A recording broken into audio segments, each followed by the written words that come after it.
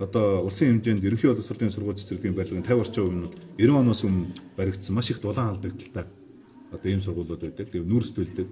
За хөдөө орон нутагт одоо хүртэл мод төлж байгаа сургуулиуд байна. Улсын хэмжээнд бол одоо мод төлж байгаа 30-40 сургууль байна. За Улаанбаатар хотод нам даралтын зуугтай байгаа сургуулиуд нь 40 орчим сургуулиуд байна.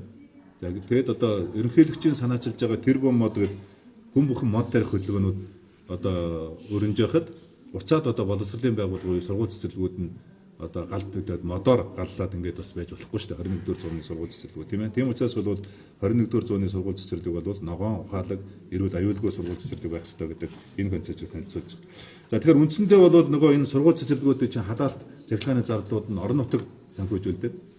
Зардлуудыг гаргадаг. За бидний өнөөдрийн нэгтгсэн одоо энэ мэдээлэлээр бол жил бүхэн одоо энэ 700 гаруй төрийн өмчийн сургууль 1000 гаруй одоо цэцэрлэгүүдийг халаахад тийм ээ гэрэл цахилгаанд нь бол 418 тэрбум төгрөгийн тогтмол зардал гарч ирнэ гэсэн үг байхгүй. Нэг гаруй бараг хагас их найдын тогтмол зардал гарч ирнэ гэсэн үг. Энэ бол одоо маш тийм үрлэгэн одоо юм тогтолцоо байна. За тийм учраас бид нар ерөнхийдөө одоо энэ сургуулиудаа эхний ээлжинд ямарч байсан 26-аас 27 оны хичээл хэмжээнд 100 сургуулийг эрүүл, аюулгүй, ногоон одоо ухаалаг сургуулиудаа болгоё гэдэг энэ зүйлүүдийг хэлж байгаа. За тэгэхээр ухаалаг, ногоон ухаалаг, эрүүл, аюулгүй сургуулийн завгар гэдэг юу юм бэ гэхээр за мэдээж энэ сургууль бол мэдээж нөгөө эрчим хүч нь одоо сэргээгдэхийн эрчим хүчтэй. Нөгөө сургуулийнхаа дээвэр дээр одоо нарны панел. За тэгээд дулаан нь бол нүүрс төлөхгүйгээр одоо газрын гүний дулаан гэдэг юм уу.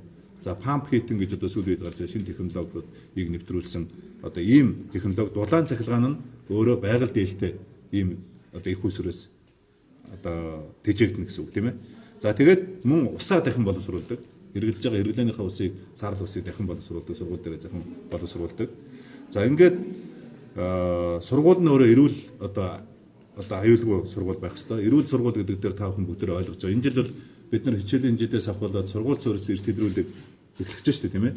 Цэцэрлэгийн 3 настай хүүхэд 1-р анги, 5-р анги, 1-р анги, 6-р анги, 9-р анги, 12-р ангийн одоо 300 орчим хүүхдийг 300 мянган орчим хүүхдүүдийг одоо ингээд энэ сургууль суурьс эрт хэдрүүлэгт хамрагдаж хүүхэд сургууль дээр эрүүл байх ёстой. За тэгэхээр сургууль цэцэрлэгийн хүүхдүүдийн агаарын орчин гэдэг их чухал юм байна.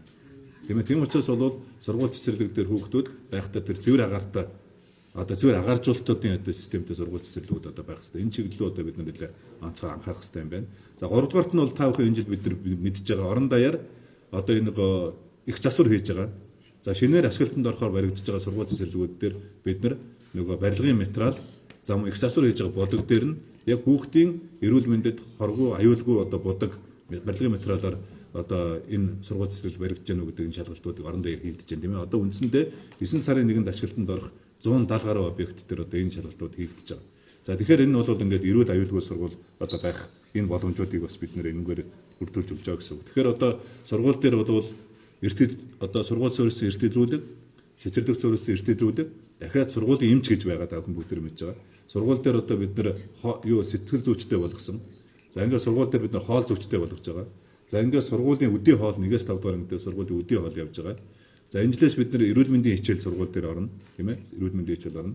Тэгээ мэдээж бие тамирын хичээл. За ингээд одоо сургуулийг бид нэр аюулгүй тойрог гэж зарлаж, сургууль дээр бол сургуулийн нийгмийн ажилтан, сургуулийн эмч, за сургуулийн сэтгэл зүйч, сургуулийн хоол зүйч ингэж хамтарч ажиллаж хүүхд сургууль цэцэрлэг дээр эрүүл аюулгүй байх одоо энэ орчныг бүрдүүлэх одоо энэ ажил руу бид нэр одоо нэлээд хүч тавьж энэ шин одоо ийм сургуулийн менежментийг хэрэгжүүлж сургууль цэцэрлэгийн менежментийг хэрэгжүүлж эхэлж байна гэж ойлгож байна шүү дээ.